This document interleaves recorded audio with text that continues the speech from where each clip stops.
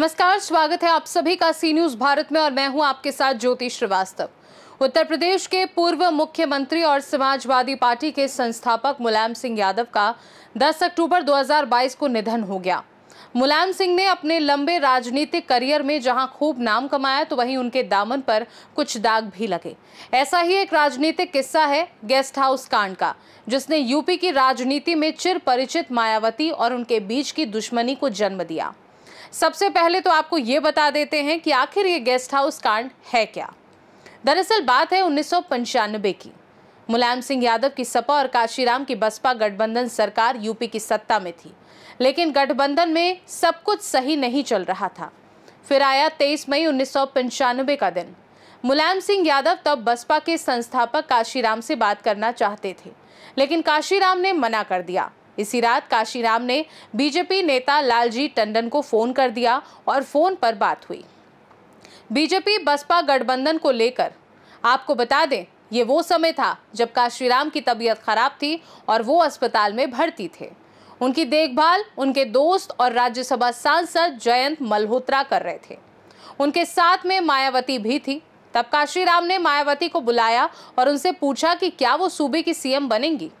काशीराम ने मायावती को बीजेपी के समर्थन वाले लेटर भी दिखाए।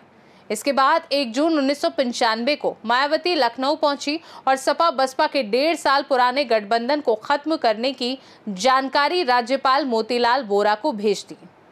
राज्यपाल को लिखी चिट्ठी में मायावती ने सपा से समर्थन वापस लेने के साथ ही बीजेपी के साथ सरकार बनाने का दावा भी पेश किया।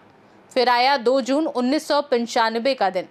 इस तारीख को यूपी के राजनीतिक इतिहास का काला दिन कहा जाता है, क्योंकि इस दिन मायावती लखनऊ में ही स्टेट गेस्ट हाउस में बसपा विधायकों के साथ मीटिंग कर रही थी।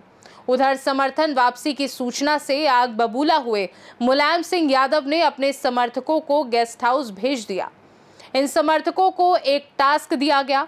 उस समय बसपा के एक बागी नेता राज बहादुर के नेतृत्व में पहले ही 12 विधायक टूटकर सपा के समर्थन में आ चुके थे, लेकिन दल बदल कानून के चलते बसपा के 67 में से कम 1/3 विधायकों का टूटना जरूरी था। बस मुलायम ने समर्थकों को टास्क दिया कि कुछ विधायकों को समझाकर या धमकाकर अपनी तरफ करना है। फिर क्या, मुलायम समर्थक बाहुबलियों की फौज पहुंच गई गेस्ट हाउस। यहां करीब 4 बजे से हिंसा शुरू हुई और 2 घंटे तक चली। इस हिंसा में सपा और बसपा दोनों दलों के कई समर्थक घायल हो गए। बसपा विधायकों ने आरोप लगाया कि गेस्ट हाउस के कॉन्फ्रेंस रूम से कुछ विधायकों का अपहरण करने की कोशिश भी की गई। वहीं इस दौरान एक कमरे में मायावती अपने समर्थकों के साथ थी। मायावती को यहां जाति सूचक और लिंग सूचक गालियां दी गई। उन्हें बाहर आने की धमकी भी दी गई। बताया जाता है कि उस समय वहां मौजूद यूपी पुलिस के जवानों को मुख्यमंत्री मुलायम सिंह का सीधा निर्देश था कि सपा समर्थकों पर सख्त कार्यवाही न की जाए। उस समय के कुछ प्रत्यक्षदर्शी बताते हैं कि वरिष्ठ पुलिस अधीक्षक ओपी सिंह वहां मौजूद थे, जो हमले को रोकने के बजाय सिगरेट पीते रहे। बताया जाता है कि हालात यहां तक बिगड़ गए थे कि सपा कार्यकर्ताओं ने गेस्ट हाउस के अंदर बिजली पानी काट दिया था। विधायक काफी डरे हुए थे। बाद में काशीराम ने इसे मायावती की सबसे बड़ी अग्नि परीक्षा कहा। इसके बाद 3 जून 1995 को बीजेपी, कांग्रेस, जनता दल और कम्युनिस्ट पार्टी के 282 विधायकों के समर्थन से मायावती ने आखिर मुख्यमंत्री पद की शपथ ली और देश में पहली दलित महिला मुख्यमंत्री बनी। वहीं इसके बाद इस कांड की जांच के लिए रमेश चंद्र कमेटी बनाई गई। इसने अपनी 89 पेज की रिपोर्ट में गेस्ट हाउस कांड के आपराधिक षड्यंत्र के लिए मुलायम सिंह यादव को सीधे जिम्मेदार ठहराया। रिपोर्ट में कहा गया कि योजना पहले ही बना ली गई थी और इसके लिए कुछ अधिकारियों को पहले ही लखनऊ ट्रांसफर कर दिया गया था।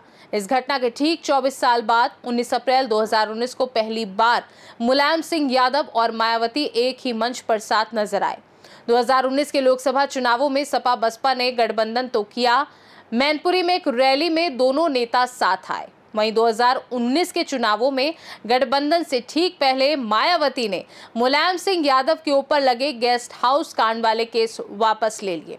हालांकि ये गठबंधन ज्यादा दिन नहीं चला और चुनावों के ठीक बाद बसपा ने गठबंधन तोड़ लिया।